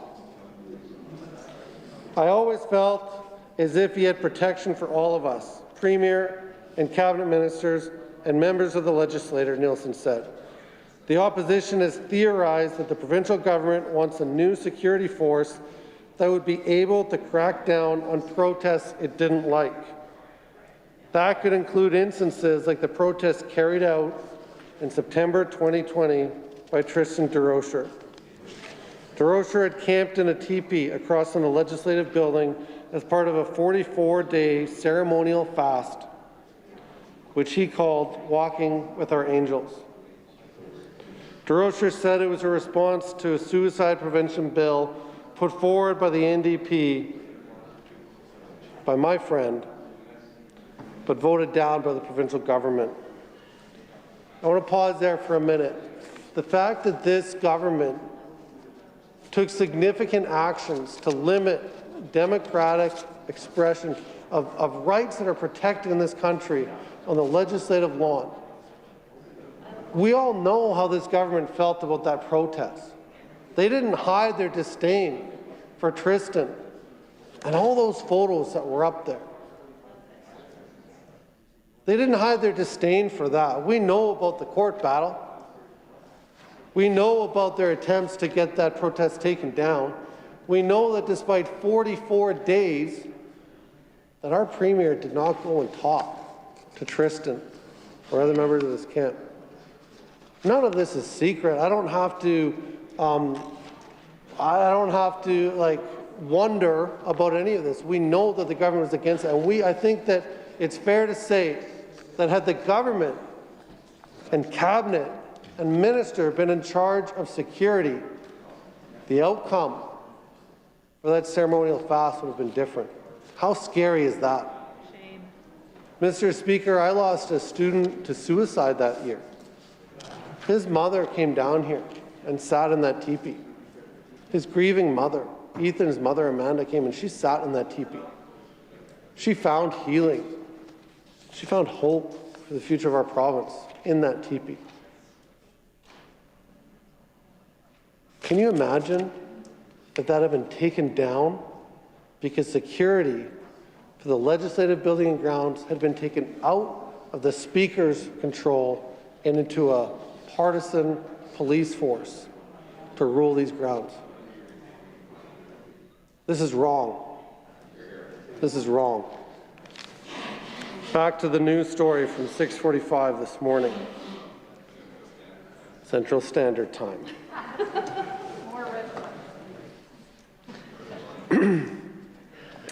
The provincial government and the Provincial Capital Commission sought a court order for DeRocher's removal in August, saying he was in violation of bylaws. A Regina judge allowed DeRocher to complete his fast and vigil without further incident.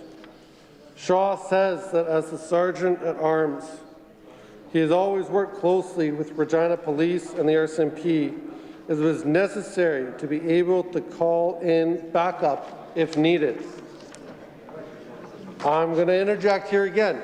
This is a key part of our problems with this bill. The minister has talked about siloing and surveillance, and that's scary on its own, but maybe I'll have time for that. I think I do have time. I think I'm in control of that.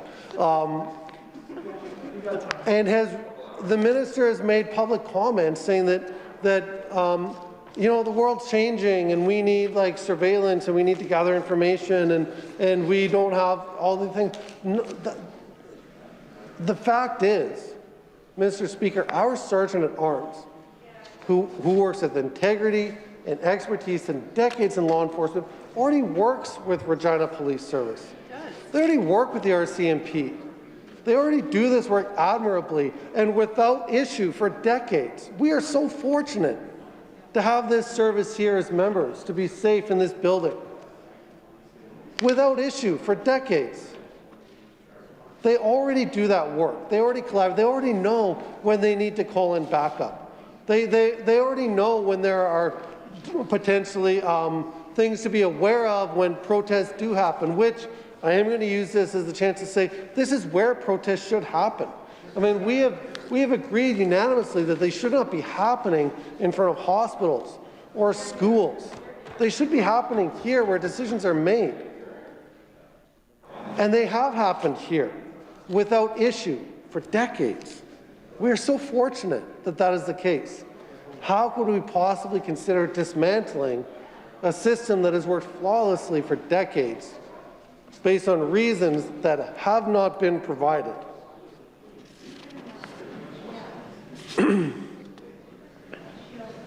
I'm going to get back to the story here. I just want to make sure I'm not repeating something. Okay, so getting back to the former Sergeant at Arms, he said there were plenty of protesters in his time overseeing the legislature. Shaw said during that time there were never any issues that he felt his office could not handle. Now, I don't expect our current Sergeant at Arms to weigh in on this, but I suspect that he would likely say the same thing. That the protests and the events that happen, and we saw on Throne Speech Day, just an impressive job done by our Sergeant at Arms. I think, and I don't want to put words in his mouth, but I would venture to guess that they would say that there's nothing here that they're not able to handle internally or by working collaboratively in cooperation with Regina Police Service and the RCMP. I don't think that there's anything outside of their reach that they can't handle, and that's why I will continue to support our Sergeant at Arms for the work that he does here. That's the end of that. That's the end of that story. That's the end of that one. We'll see if I have time for another one here, but I do need to just grab a quick drink, and then I am going to move on to another story. A lot of stories, yeah. There are a lot of stories because this has been getting so much media attention. Because as I started off talking about tonight, people are angry. People are really mad. And that's why, following feats of strength, we have airing of grievances. And there's many grievances.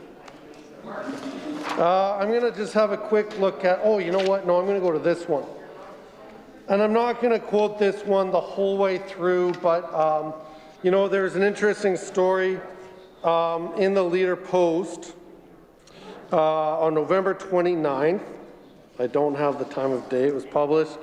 And this story is entitled, "Opposition Says It's Still Seeking Clarity on What Prompted Bill 70. But you know the thing that caught my attention in this is the bill has one name on it. It's the name of the government House Leader. And this had already been at the top of the news cycle for about a week. For about a week, it had been the minister up in question period, despite questions posed to the government House Leader. He stayed seated, and the minister responded. And the media in this province waited in the rotunda. They wanted to know, his name's on the bill. What does he have to say about it? Not a word. So they waited day after day. They couldn't get him up in scrums. They were looking for him. And I have this, I mean, I didn't see it, but I kind of felt like they're like hiding behind pillars. They're waiting to catch him on his way out to try and get something on the record because his name is on the bill. Well, maybe just a word of caution. When you put your name on something, that's important. If someone came to me and they said, hey, I've got this dumpster that's on fire. Can I put your name on it? I'd say no. I'd say no. Now let's say someone came along and said, hey, that dumpster's on fire. Your name's on it. I would probably explain how it got there or why it shouldn't be there or how I don't agree with setting dumpsters on fire. I would probably fix that situation because my name is my reputation. It is value. I don't want to put it on a dumpster whether it's on fire or not. This one is. So, interesting that in this story, we do get something on the record from the government House Leader. What do we get? We get what I believe my colleague calls the nothing burger. Does he speak up to the bill? Does he give it a glowing endorsement? Does he say, yeah, my name's on that and I'm proud. I'm proud of that. No. He says nothing. He doesn't say a thing. He says, not my bill. You'll have to ask somebody else. Literally couldn't say a single positive thing. Not a single word about what's in the legislation. He completely throws his own minister under the bus and says, it's her bill, talk to her. He's looking pretty silent. Holy moly. That's a concern. It's a dumpster fire with his name on it, and he won't even address what's inside the bill or why his name is on the front page. Whew. 10 minutes to go.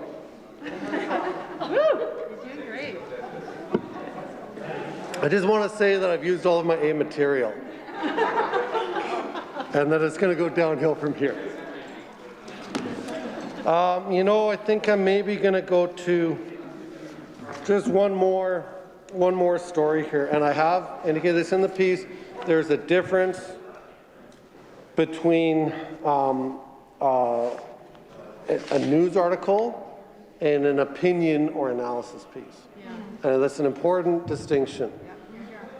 Professional media outlets, they always distinguish between the two, and this one comes from the Leader Post, from Murray Mandrick. Okay, I know that's I've got some eyes rolling, but I just want to make sure because I think that transparency is important. So I'm gonna let you know where it comes from. Okay. I didn't do that. Murray writes, on the morning of October 22nd, 2014, it becomes obvious to every Canadian that a sergeant at arms isn't just someone dressed up in an antiquated costume to partake in outdated legislative rituals. On that morning, in the centre block of the House of Commons in Ottawa, Sergeant at Arms Kevin Vickers fired 4 slugs from his 9mm semi-automatic pistol into Michael Zahaf-Bibeau. Zahaf-Bibeau had just fatally shot War Memorial Sentry Corporal Nathan Cirillo in what has been the only terrorist attack on Parliament Hill. Vickers, a decorated former RCMP officer, dove from behind a column in Parliament Hill centre block, shooting upward at Zahaf-Bibeau, who was fatally wounded. Don't let his funny hat fool you. The Sergeant at Arms saved the lives of members of Parliament and others that day. He was rightly feted around the globe. No one was talking about taking away his security responsibilities. Fast forward 7 years to Saskatchewan, where Policing and Corrections Minister Christine Tell, a former city police officer herself, is proposing legislation that essentially fires Saskatchewan Sergeant at Arms Terry Quinn, or at least reduces his job to nothing more than a ceremonial one. Tell explained, quote, a number of incidents have brought legislative security into question, citing privacy. She couldn't name even one. The number of security threats is 0. The amount of evidence provided by the minister is nothing. To quote my esteemed colleague, we have on our hands a nothing burger. Back to the opinion piece. She further said Wednesday that this is what's already been done in Alberta and BC. Untrue. The sergeants at arms in those jurisdictions are still responsible for legislative building and ground security. Now, I know I said this before, but I'll repeat again. The very fact that we require journalists, media, columnists in this province to fact-check statements made by cabinet members is alarming.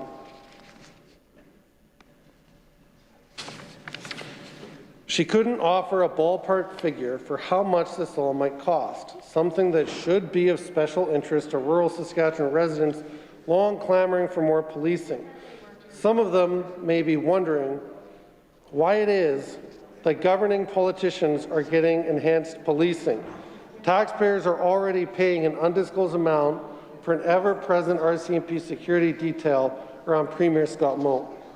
But most critically, TEL has not explained why Quinn and his highly regarded staff of professionals that are largely former RCMP officers suddenly aren't doing their job at the Saskatchewan legislature. What should security be doing better? Were concerns brought to the all-party Board of Internal Economy at the legislature? Exactly how would we be better off with a separate policing unit answerable to the policing ministry? TEL denies that's the case, but that's how the legislation reads. There you have it, folks. TEL denies that that's the case, but that's exactly what's in the legislation that she's here to defend, with the House Leader's name on it, but no evidence to back up what's inside that bill.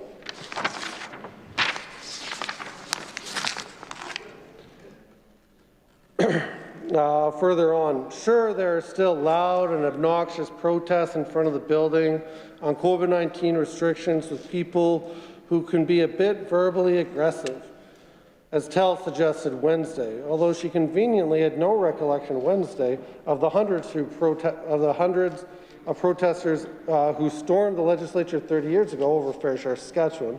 But don't people have the right to peaceful protest? Solid question, Murray. The reality is that some are simply more welcome by the government to the legislature and its grounds than others, as we saw with the Tristan DeRocher and Colton Boushie Justice for Our Soul and Children TP protests. It's no secret the Regina Police Service's unwillingness to follow government orders to tear down the teepees didn't sit well with the Sask Party government. That this policing minister says Bill 70 is about proactive response doesn't exactly do much to enhance faith in our new legislative rent-a-cops, nor does the barking in the Assembly from Government House Leader Jeremy Harrison, who strangely was supposed to be the minister carrying the bill through to the House, about the NDP being only interested in its own protesters. Asked by reporters to come to the rotunda and talk about it, Harrison declined. And here we go. When he did show up to talk about the dumpster fire with his name on it, pointed the finger at somebody else. What a disappointment. We have no answers, or at least no answers that aren't completely bizarre. This is a government building, TEL told reporters, so what can I say? We're the government. Well, I think I've already eviscerated that statement as being undemocratic. This is not simply a building for government. This is the people's house. And I'll tell you what, a couple days ago I had a chance to meet with some people in Saskatchewan. The school group from Rostern, represented by our Premier. He took time to meet with them too. They had a good experience with him, I think. Spoke well of it. And they came in with some really good questions. First question that they asked me, Mr. Speaker. They asked me about leadership. They asked me about what qualities does a good leader need to possess. I wasn't prepared. I could think on my toes.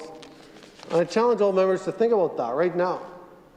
What 3 qualities does a good leader need to possess? We're all leaders. We're all leaders in this assembly. We might have a different response to that question. I think that there's a lot of possible answers. But I'll tell you what I told those students here in the People's House, protected by the Sergeant at Arms. I told them the first quality is integrity. Doing what's right, even when no one's watching. Doing the right thing, even when you don't get credit for it. Doing the right thing, even when no one notices that you're doing it. Do you know who embodies integrity? Sergeant at Arms. Second quality of a leader that I brought up is service to others. I believe in servant leadership. I believe that if any of us supposed to be leaders, that we need to look around and ask the question, how can I use my position as a leader to serve others, to make their life better? Call me old-fashioned, but I believe in loving your neighbor. In this assembly, we are neighbors. We do need to look out for each other. We deserve to know if our security, the security of our families, our children, our babies is threatened. Do you know who I think embodies service to others? Sergeant at Arms. Sergeant at Arms. I believe in that. The last quality that I told this group of students that good leaders need to have is empathy. Empathy is the ability to consider somebody else's experiences, to think about how it feels to be in their position. And that can't just be a fleeting emotion. It's a bit of a commitment. I'm not saying I'm great at it. I probably need to work at that too. Empathy is the ability to consider someone else's experiences in life. I've challenged members tonight to consider how you would respond in that school analogy that I shared earlier. If your principal knew of a threat, told the math department, history, drama, phys ed, but they didn't tell you. They disregarded your safety, but said, trust us, this is really important, we're going to change everything. I think we've got to consider each other a little bit more in here. And I have heard the entries from my colleagues in opposition on this bill, and I think our arguments have merit, our arguments have substance, and I would implore the members opposite to continue listening with both ears. Mr. Speaker, integrity, service, and empathy, I believe, are qualities embodied by our Sergeant at Arms. We have had decades of service from that office without issue. And for that reason, I will not be supporting Bill 70. I will continue to listen to my colleagues in opposition. But at this time, I seek leave to move adjournment. Member has asked for leave to adjourn debate. Is leave granted? Carried. I recognize a member from Saskatoon Eastview. Mr. Speaker, with leave, I move to adjourn debate on this bill. The member has moved to adjourn debate. Is leave granted? Is it the pleasure of the House to accept the motion? Carried.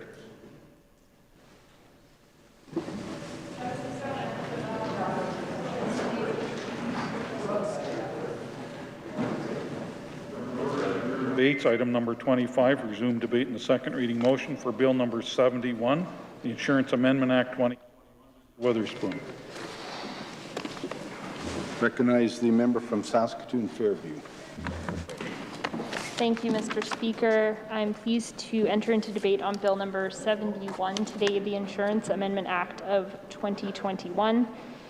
I see that this is a bill that is amending an existing piece of legislation, the Insurance Act. I understand that these amendments are related to a recent Court of Appeal decision. It might surprise you to know, Mr. Speaker, that I am not diligently following the Court of Appeal decisions, although I appreciate that there are many fine folks across our province that are. This one is about life insurance policies, and specifically this bill seeks to codify a recent decision respecting the limit of the amount of funds that can be held in side accounts for life insurance policies. Although I was looking through for a definition of side accounts and I haven't found that, so perhaps our critic is more knowledgeable about the particulars here. I know that this particular bill is talking about limiting the amount of money that can be deposited into these side accounts that are associated with life insurance contracts. The intent is to protect both insurers and consumers here. Certainly makes sense that we would want to bring into law these decisions in a meaningful way. We know that our courts are an essential part of the legislative process and changes that we see to legislation. And it certainly makes sense that limiting the amount of money that could be deposited would protect both consumers and insurers in this way. Mr. Speaker, I know that there are not a huge amount of amendments that are being made here. We are going to be looking through them quite closely, though, and I know that several of my colleagues will want to weigh in, and the critic as well. But with that, I would move to adjourn debate on Bill number 71. The member has moved to adjourn debate. It is the pleasure of the Assembly to adopt the motion. Agreed. Carried. Government orders adjourn debates. Item 26, resume debate on the second reading motion for Bill 72, the Life Leases Act. Mr. Love. I recognize the member from Saskatoon-Utana. Thank you, Mr. Speaker. It's a pleasure to be on my feet again, enter into debate on Bill number 72, the Life Leases Act 2021. This new legislation is requiring a life lease operator. Sorry, my tongue's a little bit twisted up after many long debates here this evening. But it's requiring life lease operators to disclose entrance fees and other financial obligations to potential leaseholders before a life lease is executed. It will require that terms be set out in each life lease respecting whether that life lease can be designed or assigned to a subsequent leaseholder. Leaseholders will have 10 days after the life lease is assigned to cancel for any reason, and will require lease operators to establish a reserve fund which will be used for repairs to a complex. It also establishes that an annual general meeting be established to ensure engagement and transparency, and creates offences and penalties for contraventions of the Act. We're happy to see this legislation come forward as it has been recommended by the Law Reform Commission of Saskatchewan, and will allow leaseholders the opportunity to understand their financial obligations before they sign a life lease agreement, and ensuring that leaseholders and lease operators are protected is equally important. It's an area that previously was not regulated, and as we see this becoming a more common practice, it's certainly welcome to see the legislation as recommended by the Law Reform Commission. I know that my colleagues and the critic for this area will have much more to say about this bill, but for now I propose to adjourn debate on Bill number 72. The member has moved to adjourn debate. It is the pleasure of the House of the Assembly to adopt the motion. Agreed. Carried. Orders adjourn debates. Item 27, resume debate in the second reading motion for Bill 73, the Animal Production Act. Ms. Saar. Recognize the member from Saskatoon-Fairview. Thank you, Mr. Speaker. It's my pleasure to enter into debate on Bill number 73 tonight, the Animal Production Act. We haven't had this bill in front of us for very long, so there haven't been very many folks who have had the opportunity to speak to it. But I understand that it seeks to replace other pieces of legislation, including the Animal Identification Act, the Animal Products Act, the Line Fence Act, and the Stray Animals Act. We're talking about a wide swath of animals here, Mr. Speaker. it is proposing that this one new act will bring together what was covered in the other pieces of legislation, which presumably makes things easier when it comes time to amend that legislation as well.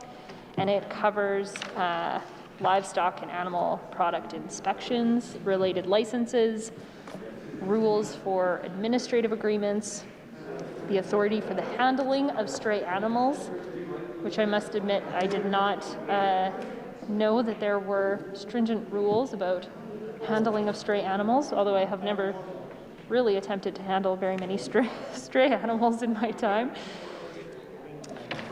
Fencing cost-sharing rules, which I think many of us have experienced, and an arbitration process for settling disputes. There is mention here in the minister's second reading speech that government plans to consult with stakeholders and then bring forward regulations in 2022. I understand that this set of legislation hasn't received a full review since 1970, and a lot has changed in livestock production since 1970. So seems appropriate that it's time to make some changes here. We will be watching and chatting with stakeholders to make sure that the right moves are being made here. We know that our ag sector is a priority for this province and for the opposition here, and engaging with them is of critical importance on this front. And any way that we can help to support our producers is a welcome change in legislation. So that's what we will be watching for, making sure that these proper consultations have happened and will happen into the future. We know that the government should be looking for ways to support this sector rather than placing blame on them for the state of our provincial finances, Mr. Speaker, as we have seen recently with the completely disrespectful APAS letter. And I think there's a lot of work to do to repair these relationships. And I do hope that work takes place here as the government goes about this consultation business. So I know many of my colleagues will want to weigh in, and we will have some questions for committee. But with that, I would move to adjourn debate on Bill number 73 for today. Well done. Member has moved to adjourn debate. As the pleasure of the Assembly to adopt the motion. Carried. I recognize the Government House Leader.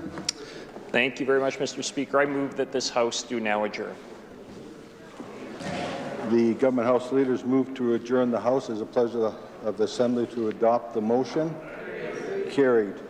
This House now stands adjourned till 1:30 tomorrow.